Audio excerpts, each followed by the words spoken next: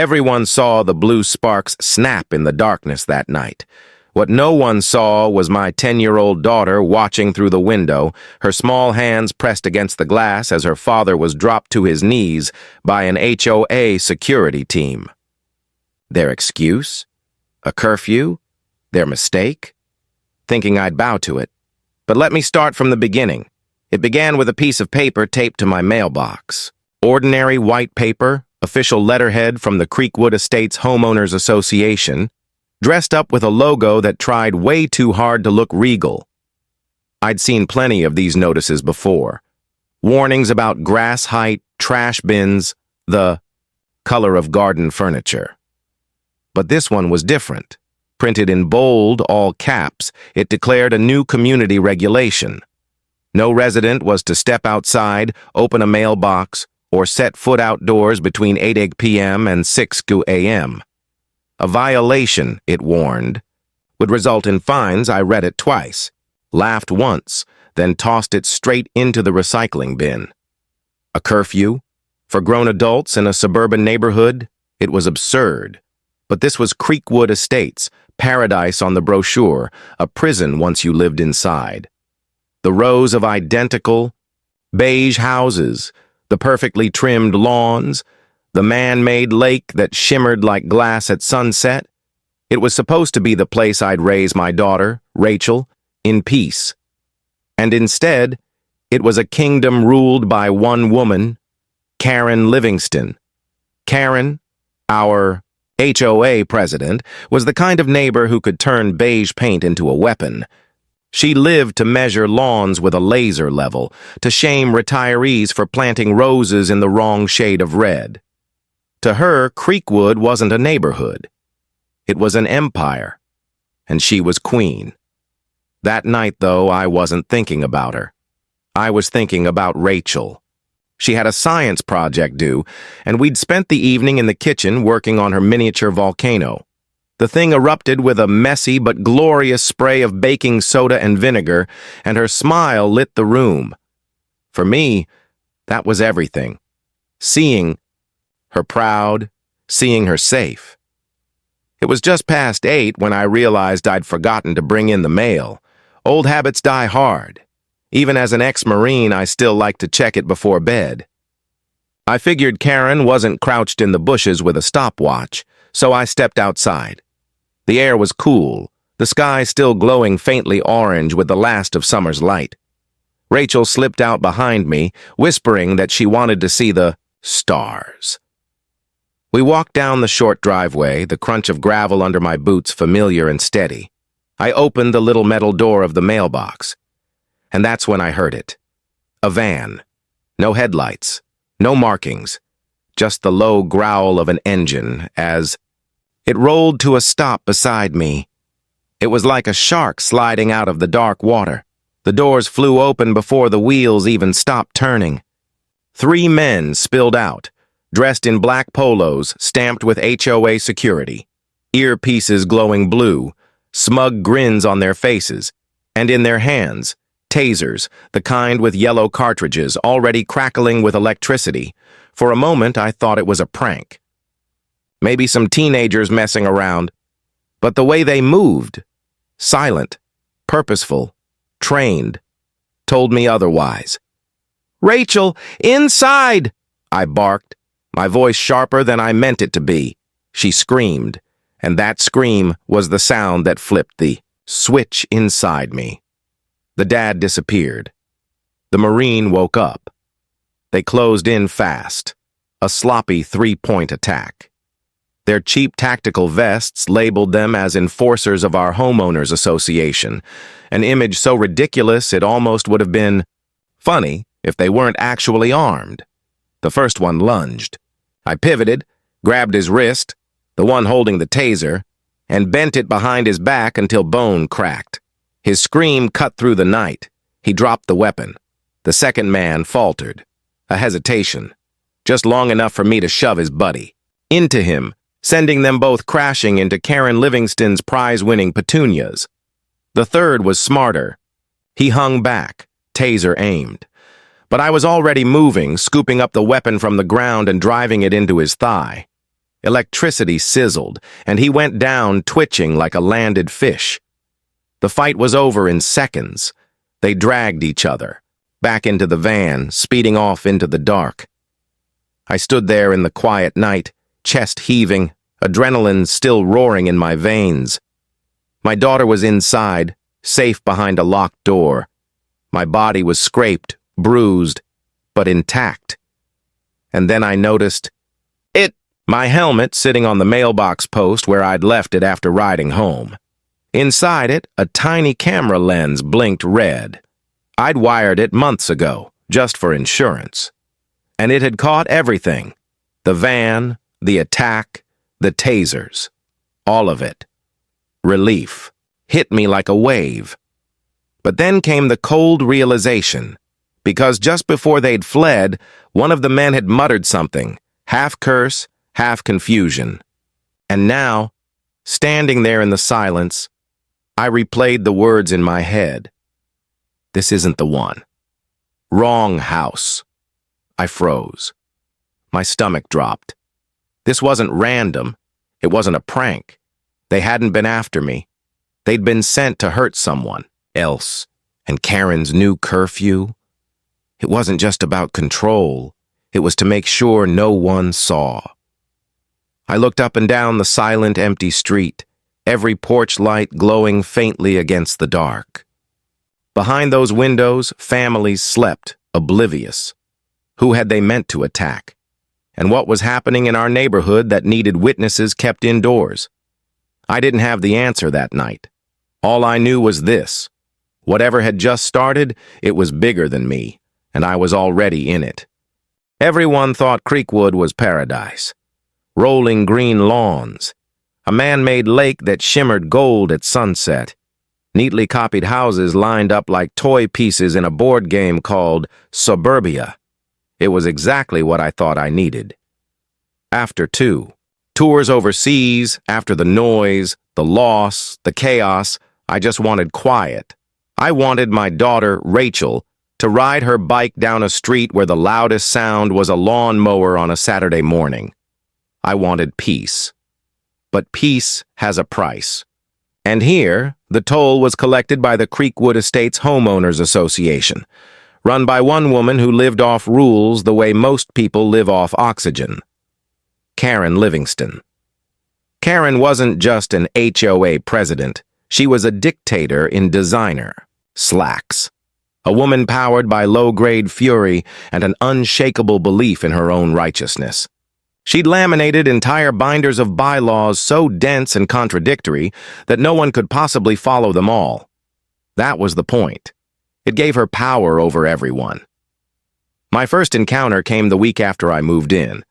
I was bone-tired, fresh from a 10-hour shift under a rusted pickup truck at my new auto shop.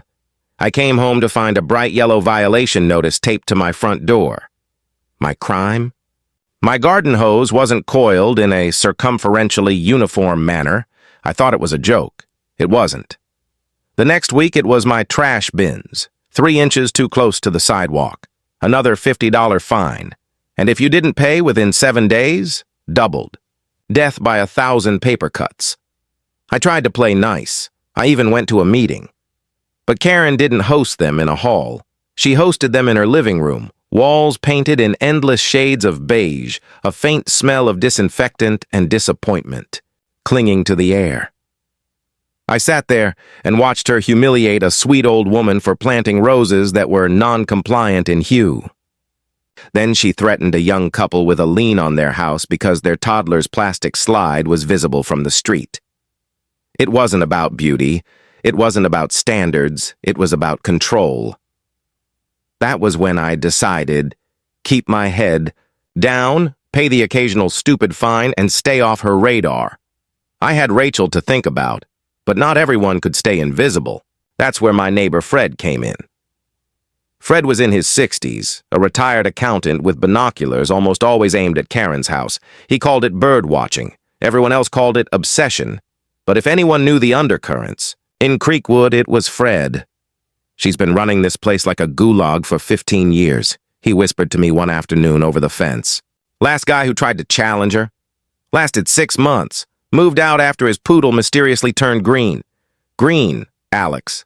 Not natural. I laughed it off, but Fred didn't.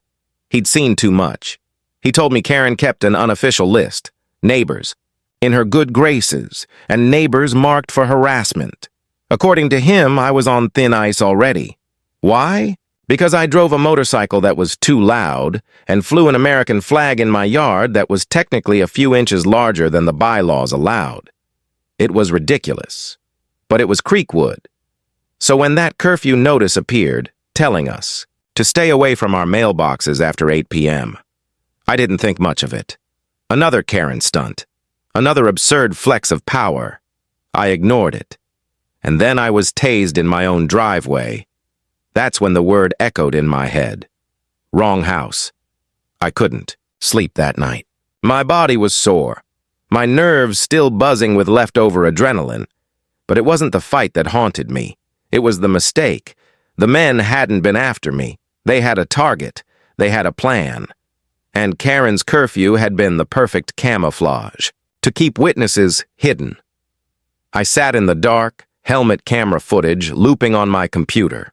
The van, the tasers, the attack. Every brutal second captured in crystal clarity. I watched it again and again, not for the fight, but for the whispers in between. The noises I'd missed in the moment. On the 13th viewing, I heard it. A crackle from one of their radios. A faint voice, distorted but sharp enough to freeze my blood. Team 1, confirm the creek is clear for deposit. Deposit. The creek. Not a word for a beating. Not a word for intimidation. It sounded clinical. Businesslike. Behind our houses ran an old dry creek bed, hidden by trees and long forgotten by the neighborhood. It was out of sight, out of mind. The perfect place for something ugly.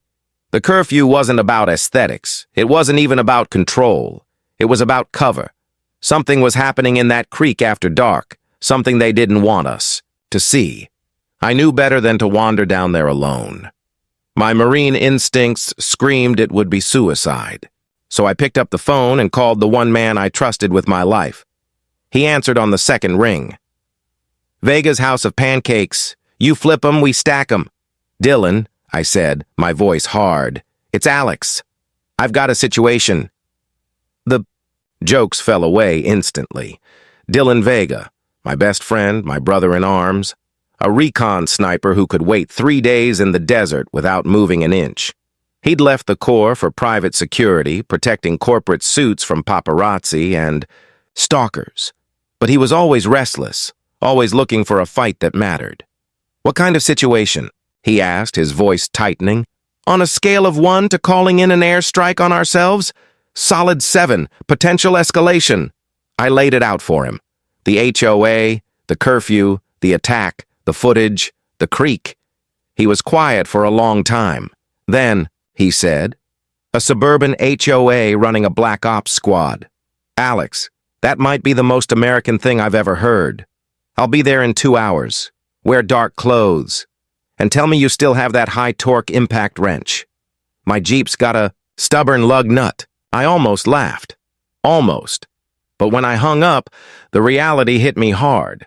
This wasn't about curfews anymore. This wasn't about garden hoses or fines. Something was being hidden in Creekwood. And the men who had attacked me weren't the only ones protecting it. The question wasn't if they'd strike again. The question was when.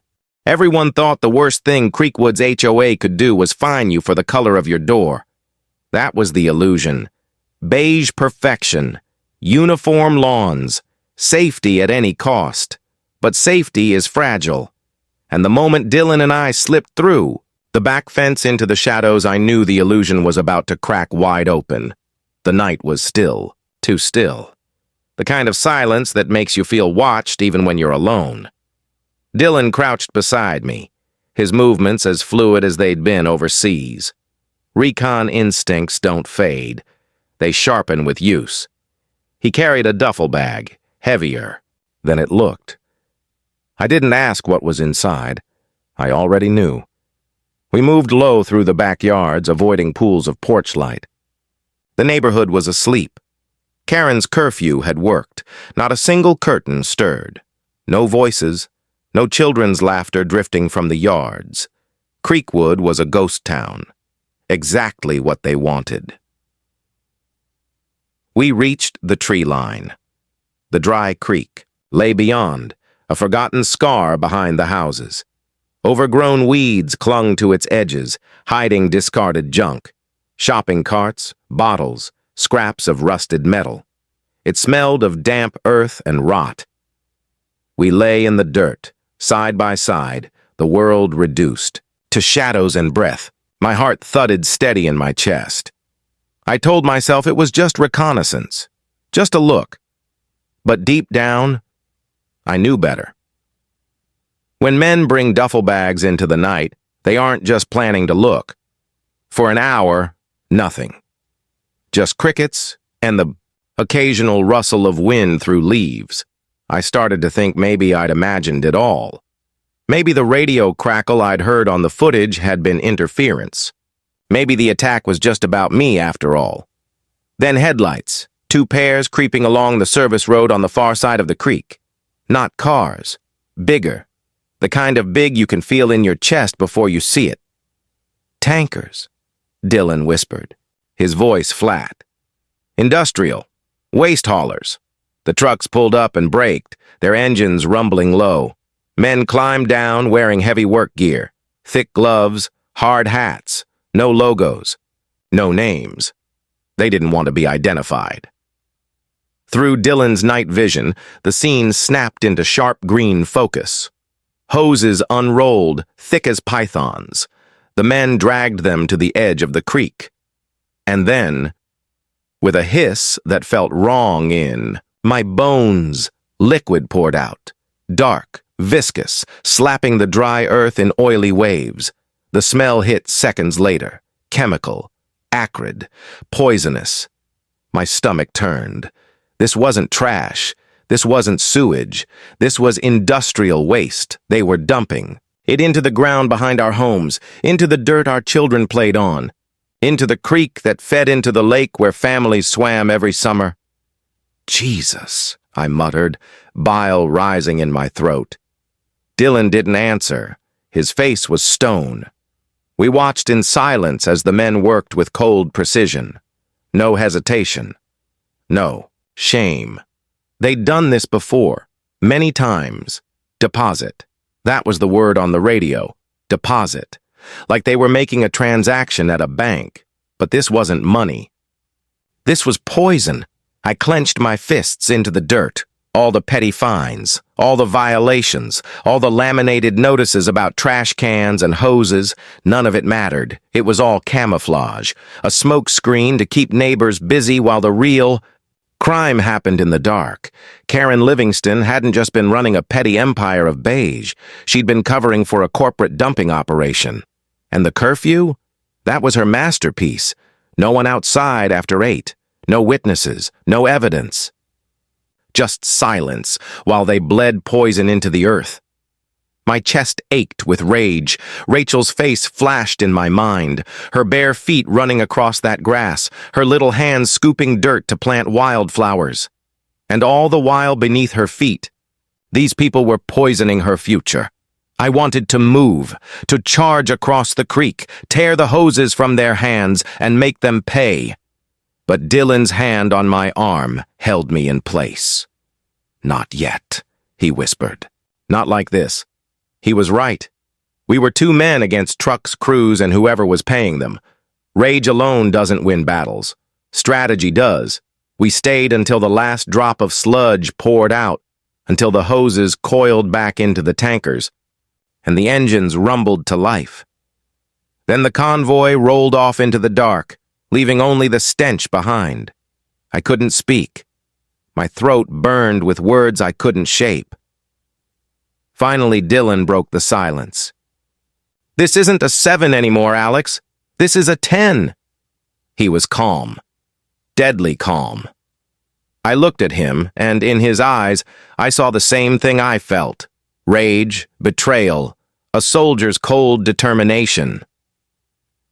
We walked back through the silent neighborhood, moving like shadows, and slipped into my garage. I closed the door behind us, sealing us in with the smell of oil and tools and something safer than the poison outside. Dylan set the duffel bag on the bench and unzipped it. Inside, night vision goggles, comms gear, and a laptop rigged for surveillance. He wasn't here for a visit. He'd come ready for war. I sat at my computer, hands shaking as I loaded the helmet footage again. This time I wasn't looking for mistakes. I was looking for leverage, something we could use. On the 12th playback, I found it. The faint crackle of a radio. Team 1, confirmed the creek is clear for deposit. I isolated the audio, boosted it, and Dylan leaned close, listening with me. The voice wasn't local. It was clipped, professional, military maybe. This wasn't Karen's vanity project. She wasn't the one calling the shots. She was a pawn, a useful tyrant to keep the neighborhood in line while bigger players moved behind her. I turned to Dylan. We need proof, not just my helmet cam, hard proof, enough to make it undeniable. He nodded. Then we smoke them out, control the narrative before they bury it. I stared at him, realizing the war I thought I'd left behind was already at my doorstep.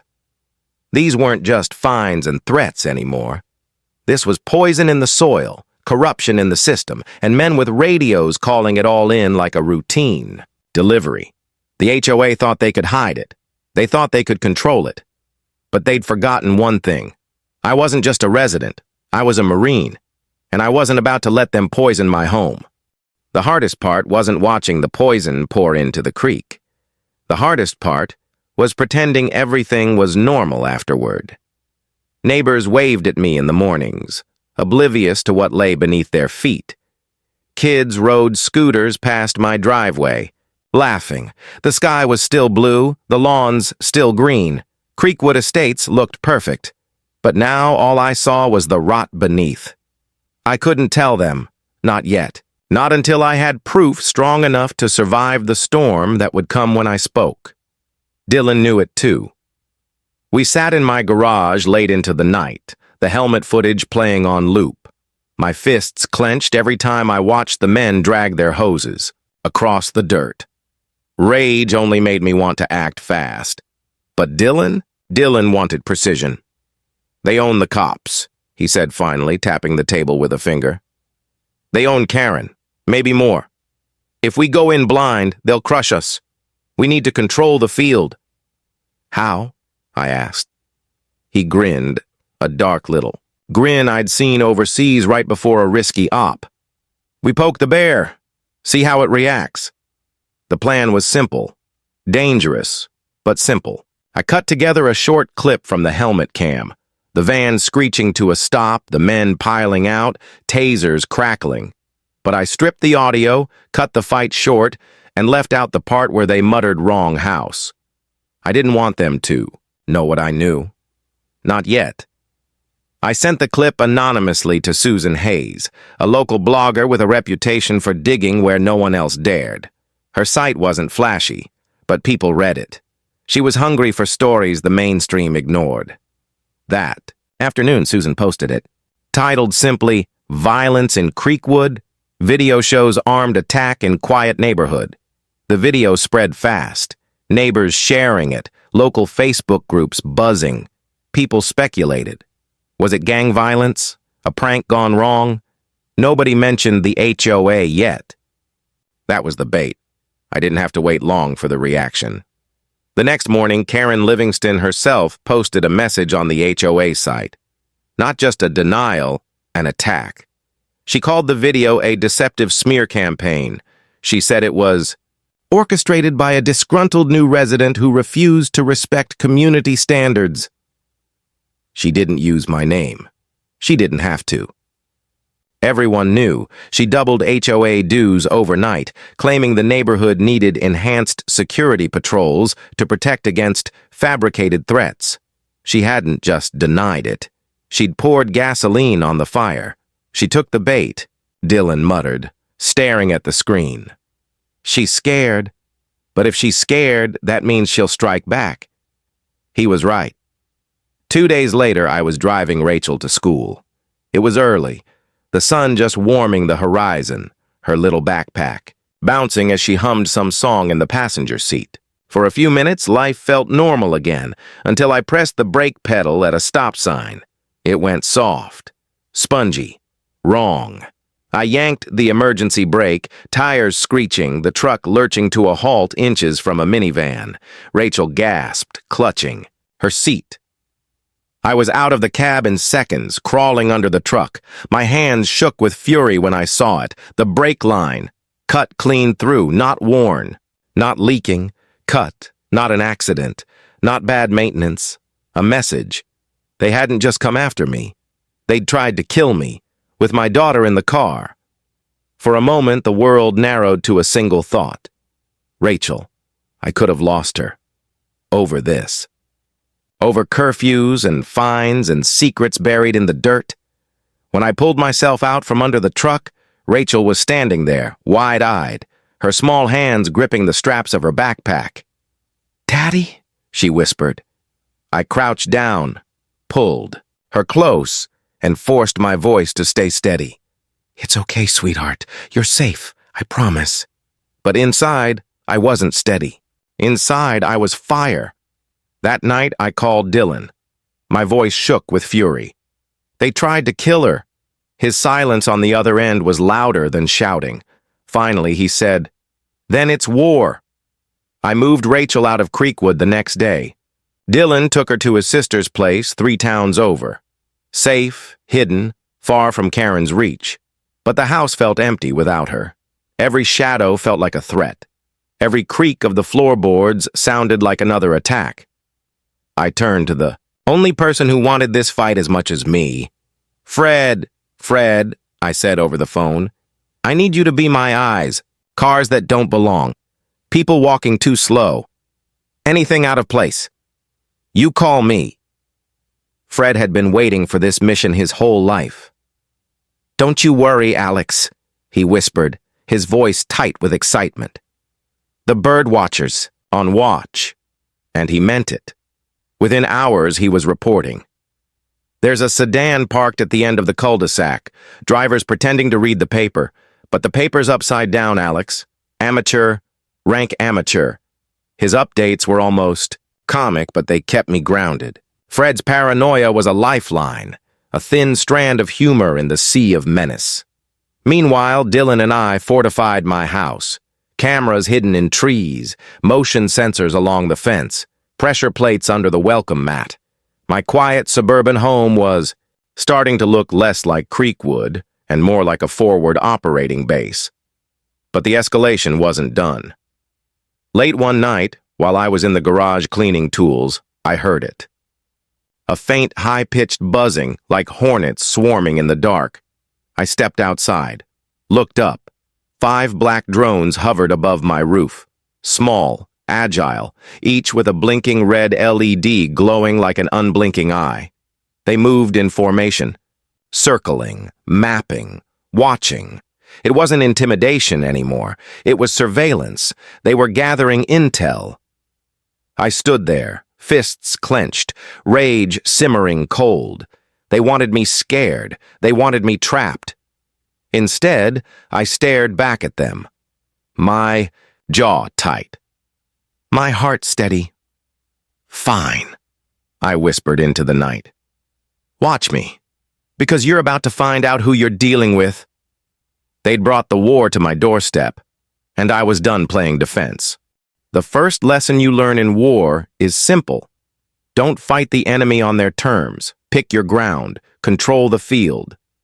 So when the drones came, 5 of them, circling above my house like vultures, I knew they weren't there to scare me. They were there to map me, to prepare for their next move. But what they didn't know was that I wasn't just some suburban dad they could intimidate. I was an ex-Marine, and I wasn't alone anymore. Dylan studied the photos I'd snapped of the drones. High resolution, shots from the zoom lens he kept in his Jeep. His eyes were cold, calculating, the way they used to be when we surveyed enemy fortifications overseas. "This isn't hobby-grade junk," he muttered, flipping through the pictures. Professional rigs, custom gimbal mounts, encrypted transmission. Whoever's flying these knows what they're doing. He leaned closer, pointing to a detail in the frame. But even pros buy parts. Every mount, every transmitter, every chip leaves a trail. Dylan spent the next 48 hours buried in his digital world. Coffee, energy drinks, half-eaten beef jerky littered the workbench while he traced transmission frequencies through FCC filings, cross-referenced drone, components with online distributors, even scoured the darker corners of forums where private security contractors bragged about their gear. And then he found it. "This isn't random," he said, his voice low. "These drones belong to Aegis Tactical Solutions." The name hit me like a brick.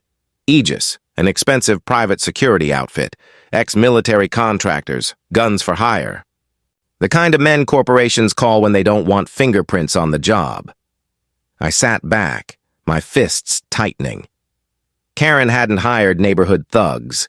She'd brought in mercenaries. Dylan wasn't finished. He dug deeper into Aegis's contracts, client lists, the few scraps of public record that hadn't been buried under NDAs. And that's when the second name appeared, Omnicorp, a multinational chemical and manufacturing giant. Their skyscraper downtown blocked out the sun, their lawyers kept entire court systems busy, and their money flowed like oil. If they were involved, this wasn't about one neighborhood. This wasn't about Creekwood at all. This was corporate level. Crime. The tankers, the sludge, the deposits in the creek. Omnicorp was using our homes as a dumping ground. And Karen? She wasn't masterminding anything. She was the useful idiot, a petty tyrant given just enough power, just enough payoff to keep residents compliant while the real monsters did their work in the dark. The realization hollowed me out. Because if Omnicorp was involved, then this wasn't just a war for my street. This was a war for survival. And they'd already tried to kill me once. Dylan leaned back, exhausted but grimly satisfied. So now we know who. But we still don't. Know how high it goes. He clicked to another page, scrolling down a list of Omnicorp's board members. My stomach tightened as I scanned the names. Executives, CEOs, lawyers. And then, Miller, Councilman David Miller, local politician. The same man who cut ribbons at community centers and gave speeches about civic pride. The same man who, just months ago, handed Karen a plaque naming her Community Leader of the Year. My gut twisted. The betrayal was too much to swallow.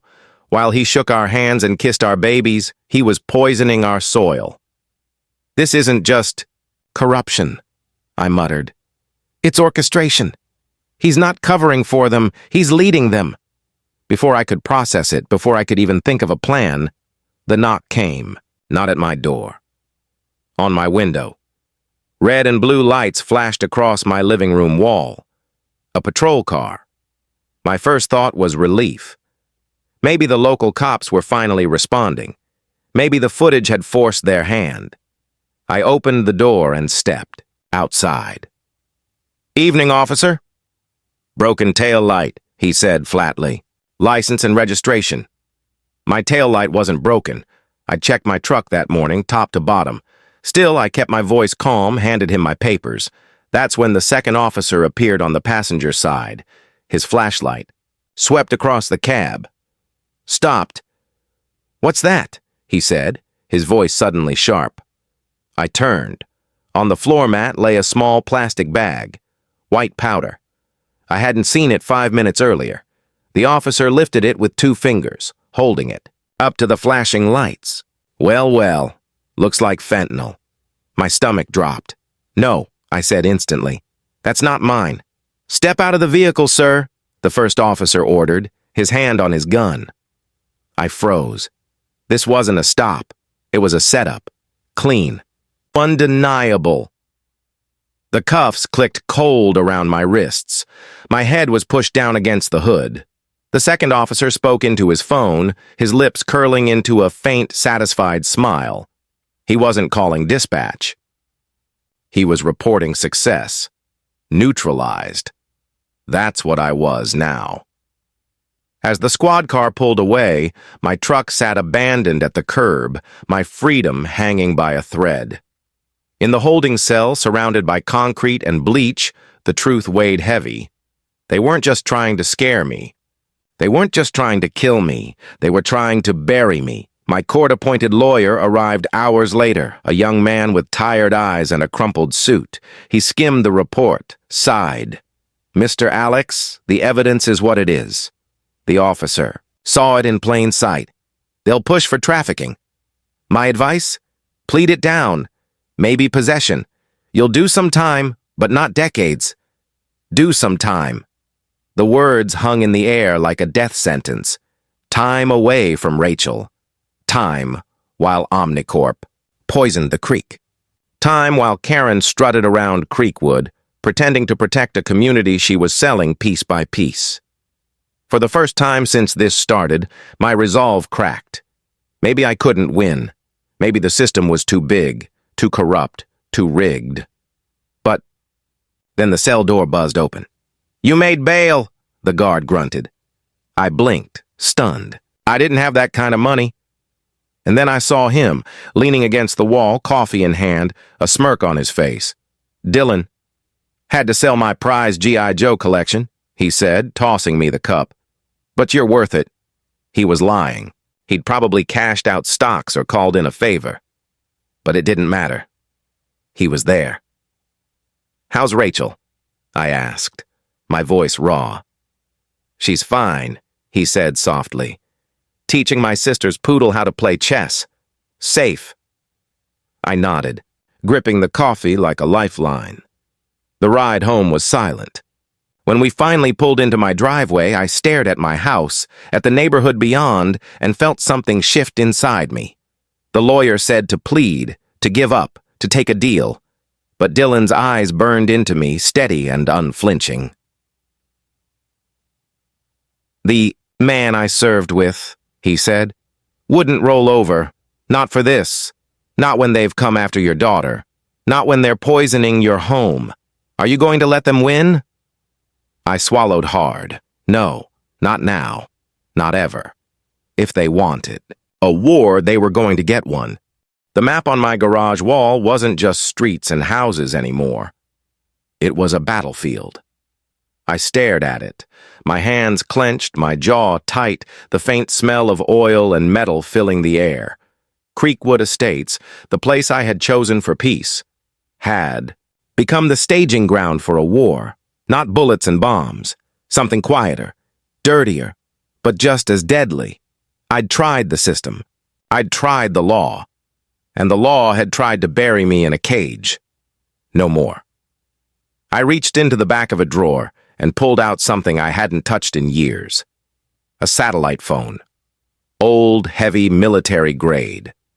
A relic from a life I'd sworn to leave behind, but tonight it felt right in my hand. Dylan didn't say a word. He just watched, his eyes steady, waiting for me to cross the line. I punched in the number from memory. The kind of number you never forget. It rang once, twice, then a gruff voice on the other end. "Yeah, it's me," I said. My voice was steady. "I'm calling in the marker, all of it." There was silence. Then the voice said, "Understood." That was it. No questions. No hesitation. They were coming. Within 24 hours, they arrived.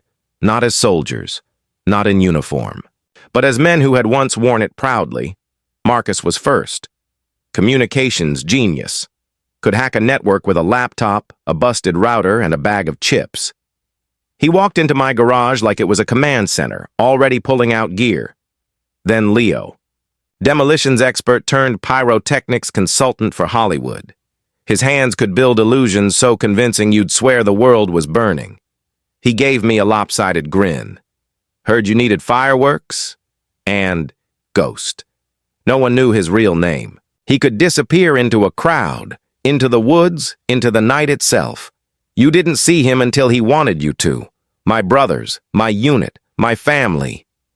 We gathered around the map, a tangle of red string, notes, and marked houses. I laid it out for them. The dumping, the curfew, Karen, Miller, Omnicorp, the drones, the attack. They didn't flinch. They didn't laugh. They just nodded. All right, Marcus said finally, tapping the map. They dump twice a week, Tuesday and Friday, right? After curfew. They think the neighborhood is locked down, no eyes on them. That's their comfort zone. And their comfort zone, Dylan added, is our trap. The plan took shape in pieces. Leo proposed it first. A fire. Not real flames, but the illusion of one. Smoke machines, pyrotechnics designed for film sets. Enough to make the night sky glow. Enough to send panic through Creekwood. People see smoke, Leo said, sketching on the back of a pizza box. They'll believe the fire's coming for their homes. They'll evacuate. They'll scatter, and Omnicorp won't want to wait. They'll move fast, and when they move, we'll be watching. Marcus's part was trickier.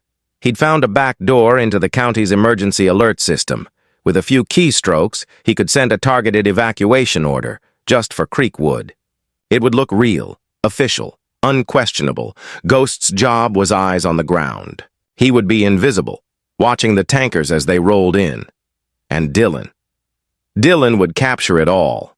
His camera had a lens the size of a cannon. He'd live-stream the dump in real time, blast it across platforms before Omnicorp could spin it.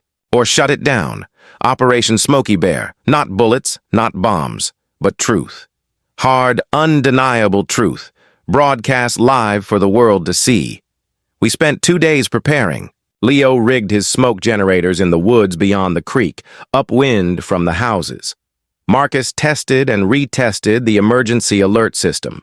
Ghost scouted hiding spots along the service road.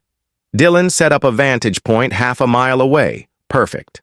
For the lens, even Fred had a role. My eccentric neighbor, armed with his beloved camcorder, would film from the street.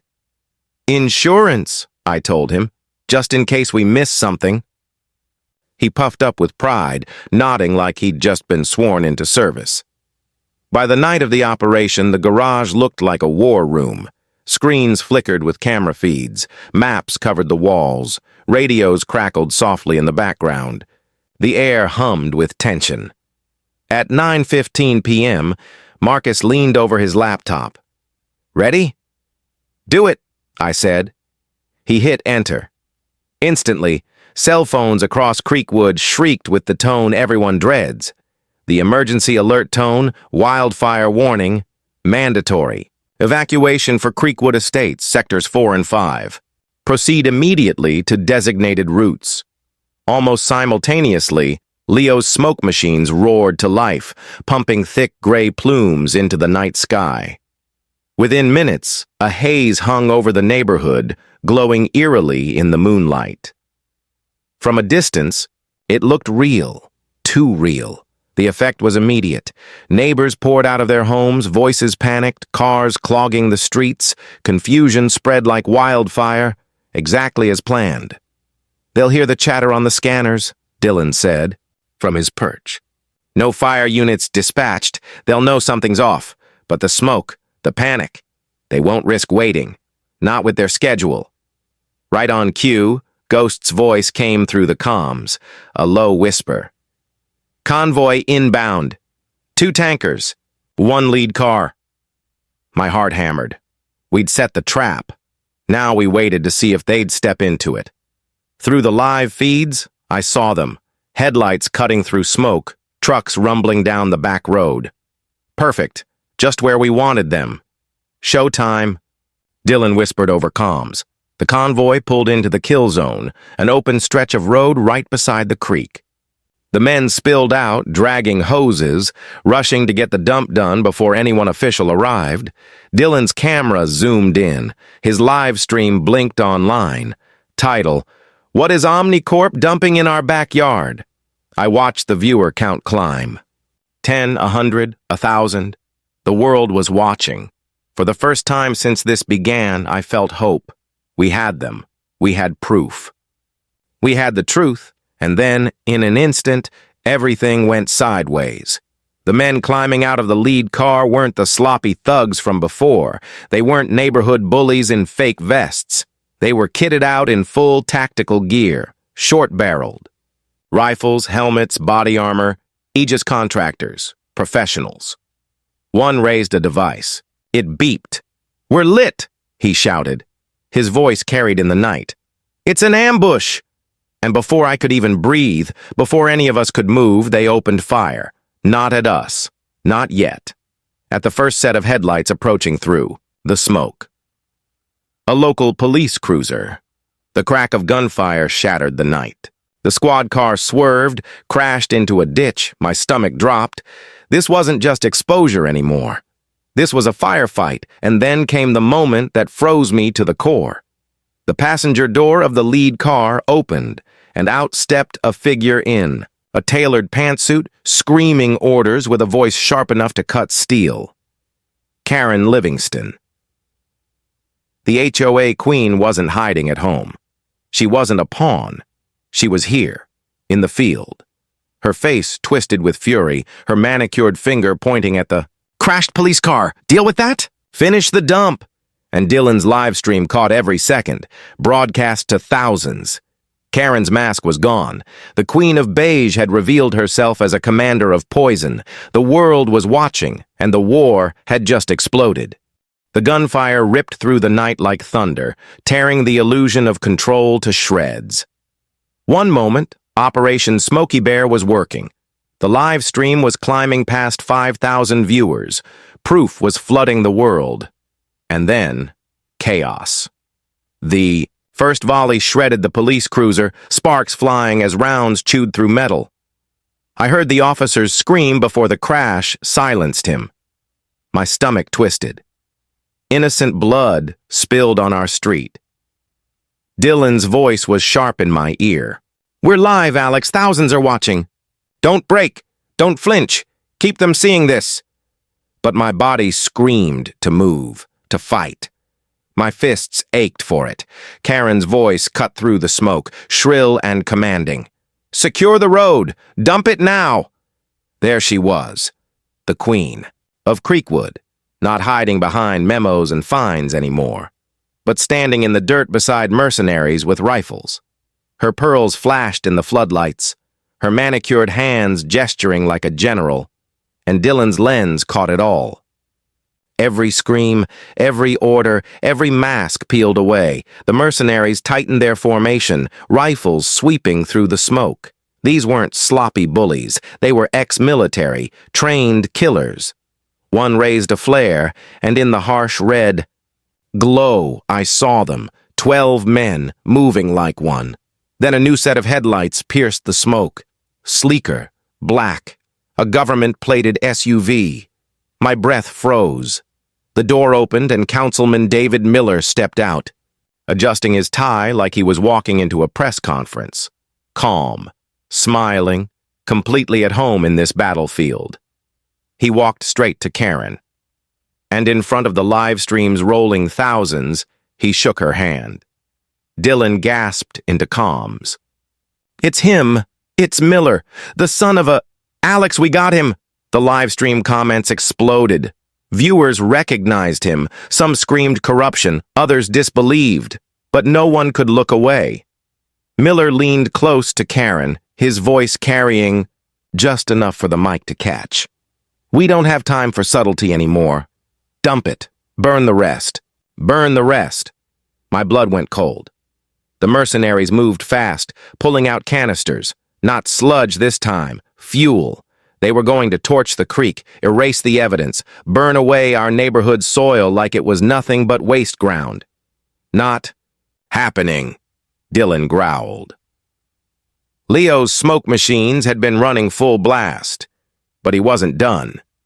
He triggered the secondary charge, controlled pyros designed for film sets. For a moment, the night lit up in a false explosion of sparks, blinding half the mercenaries. The smoke thickened, swallowing the field. "Move!" I barked. Ghost slipped through the haze, silent as breath, planting cameras closer, gathering angles Dylan couldn't reach. Marcus pushed the live stream harder, rerouting it through redundancies as Omnicorp's lawyers scrambled to file takedowns. And I sprinted into the smoke. Bullets cracked overhead. Dirt exploded at my feet. My body moved on instinct, years of combat training firing through my veins. I ducked behind the tanker, yanked a hose free. Thick black sludge spewed across the ground, pooling, stinking, spreading. The mercenary turned, shouting, swinging his rifle. I slammed the hose into his chest, knocking him back, sludge coating his vest. He cursed, raising his weapon. But the live stream saw it. Every frame. "Alex!" Dylan's voice roared in my ear. "Back! Pull back! You're lit!" And then the world shifted, because from the smoke another camera emerged. Not ours. A news crew. Real journalists. Drawn by the fake wildfire alerts, they'd rushed to cover the evacuation. And now, stumbling into the chaos, their cameras caught Karen, Miller, the mercenaries, and the sludge. We weren't just live streaming anymore. We were broadcast. Karen saw it first. Her eyes went wide, then narrow. She screamed at Miller. "You said this wouldn't touch me! You said they'd never find out!" Her voice cracked through the night, raw and desperate. Miller's mask slipped for just a second. He grabbed her arm tight enough to make her wince. "Shut up, Karen. You're useful. Nothing more. You were never meant to survive this." The words hung in the air, carried on the microphones, transmitted across the country. Betrayal. The HOA queen had just been discarded by her own puppet master. The mercenaries moved to grab her, to silence her before she said more, but she fought, kicking, screaming, clutching at the dirt like a drowning woman clawing for air. And then it happened. A shot rang out, loud, sharp. Karen froze. Her hand went to her shoulder. Blood seeped between her fingers. The live stream erupted. Karen's. "Hit!" Ghost's voice hissed, but it wasn't an accident. It wasn't crossfire. The shot had come from behind Miller's SUV. One of his own men. A silencing order. Karen staggered, eyes wide with horror. And for the first time, I saw her not as the tyrant of Creekwood, but as what she really was. A pawn crushed between giants. The live stream zoomed in. Her mascara streaked. Her voice broken as she screamed to the cameras. "They made me do it! Omnicorp! Miller! They made me—" And then another crack split the night. This time, she dropped. Silence fell like a hammer. For a heartbeat, no one moved. No one breathed. Even the mercenaries hesitated, because it was over. Karen Livingston, the queen of the HOA, the tyrant of beige, the one who had ruled Creekwood with fines and threats, was dead.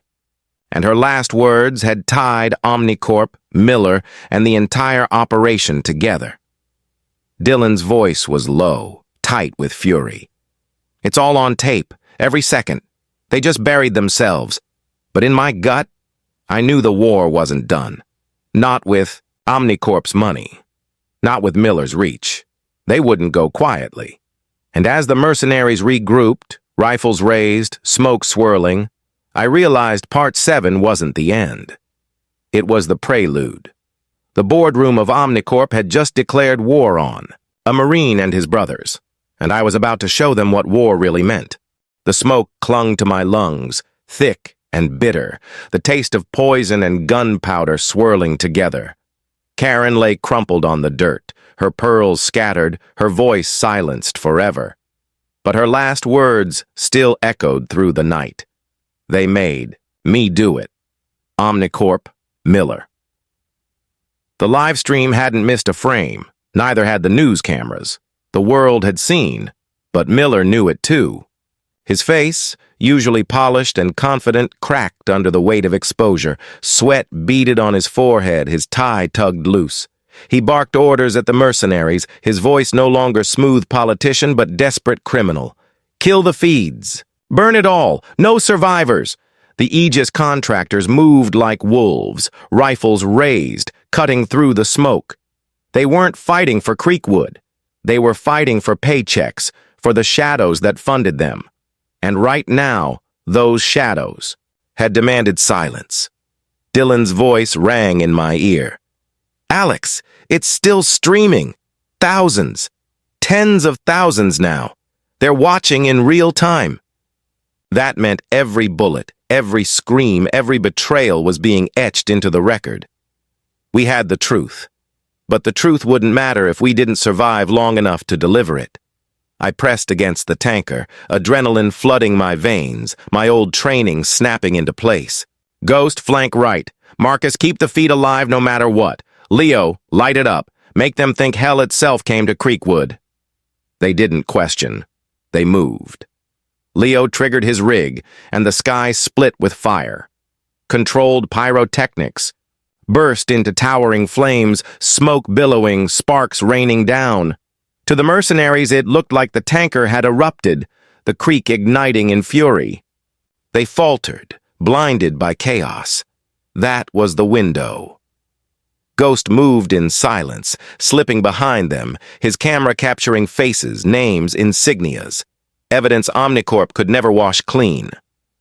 Marcus's laptop flickered, Omnicorp lawyers clawing at the feed with takedown orders. He grinned grimly. Not today. His fingers flew, rerouting through nodes across the globe. Every time they cut one stream, 3 more bloomed. Hydra-headed truth. But Miller wasn't done. He grabbed a mercenary's rifle, his politicians, mask fully gone, screaming into the night. "You think you can stop us? Omnicorp owns this country. We are the law." And for a second, I almost believed him, because his words carried weight. Money, power, influence, enough to bury towns like mine, enough to silence lives like Karen's, enough to erase families like Rachel's, until I remembered her face. My daughter, clutching her backpack, whispering, "Daddy?" When the brake lines failed, I stepped out of cover. My boots sank into the poisoned dirt, my fists clenched, my voice carried, "No, you're not the law. You're just a coward hiding behind money." The live stream caught it. The comments exploded. Miller spun, rifle raised, I charged. The crack of the shot ripped the air. My shoulder burned white hot, the impact staggering me back. But I didn't. "Stop!" I closed the distance, slamming into him with everything I had left. The rifle clattered away. We crashed into the dirt, fists flying, rage spilling. He was younger, maybe stronger, but I was fueled by something he'd never know. Purpose. His blows landed, but mine drove deeper. I pinned him, dirt grinding into his polished suit. His eyes widened as he realized the cameras weren't just watching the chaos. They were watching this. A politician exposed, not in a boardroom or courtroom, but in the dirt, beaten by the very man he tried to erase.